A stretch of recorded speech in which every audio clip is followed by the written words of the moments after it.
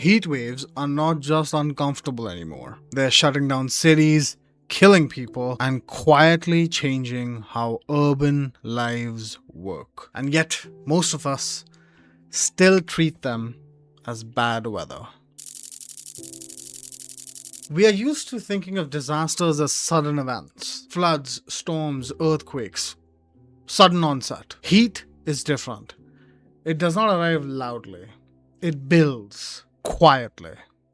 And worse yet, it lasts a lot longer. According to the World Health Organization, heat waves already kill more people each year than floods, storms, and earthquakes combined. And unlike most of these other disasters, heat attacks the body directly. Cities trap heat.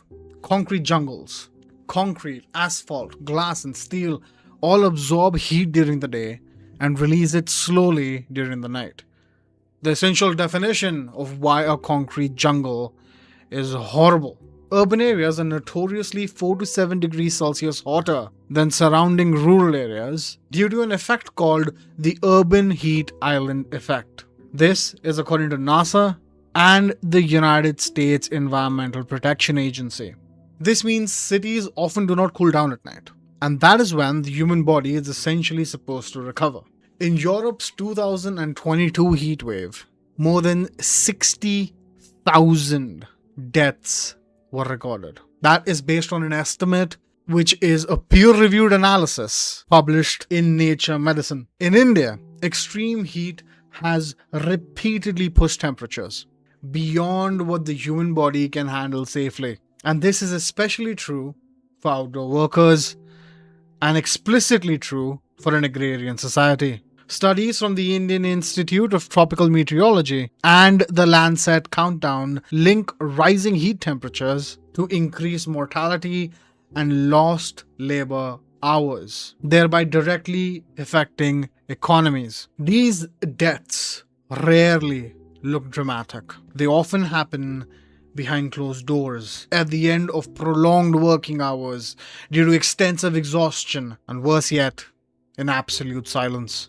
Heat does not just affect people, it breaks systems, systematically and completely. Look at it this way. Power grids fail as air conditioning demands spike. This is widely documented by the IEA and the national grid operators all throughout. Rail lines warp under extreme heat. This has been reported widely throughout Europe and Asia, making them extremely unsafe. Roads often soften and degrade a lot faster.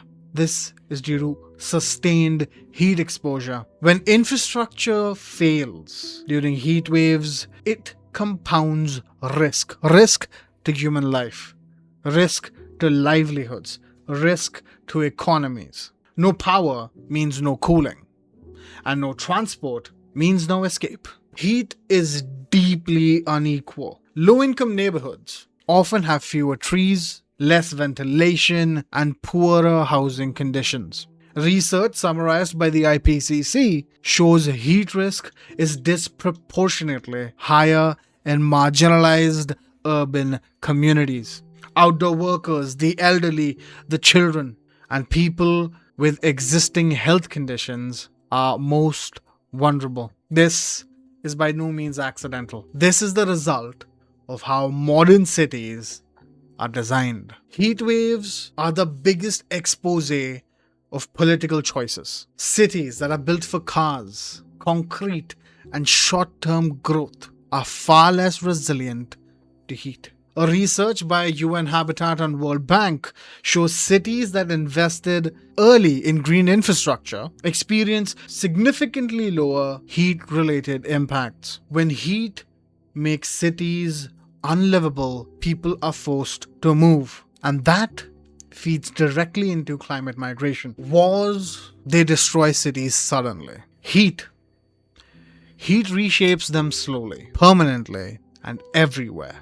It changes where people can come in and live, how cities grow, and who can afford to stay. These discrepancies are far more implicative than we care to understand. Unlike war, there is no ceasefire. There is no peace deal. But now, I want to touch base on what actually works.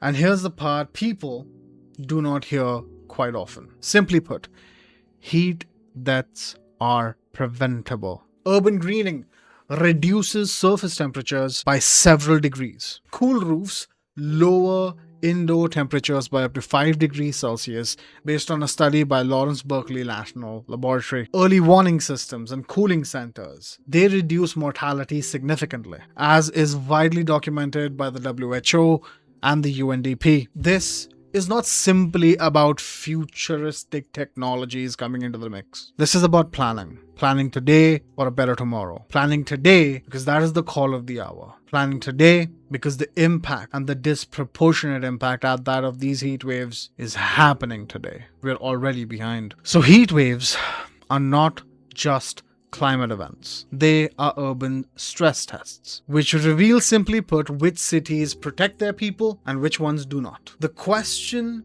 is not whether heat will reshape cities anymore. That's a fact. The question now is, what are we going to do about it? If this video changed how you think about heat, cities, the disproportionate impact that they have, and the direct interlinkages with climate migration, subscribe. This is Noviksgiven. We explain the climate forces shaping everyday lives long before they become headlines. And better yet, we talk about solutions that work. I'll see you in the next one.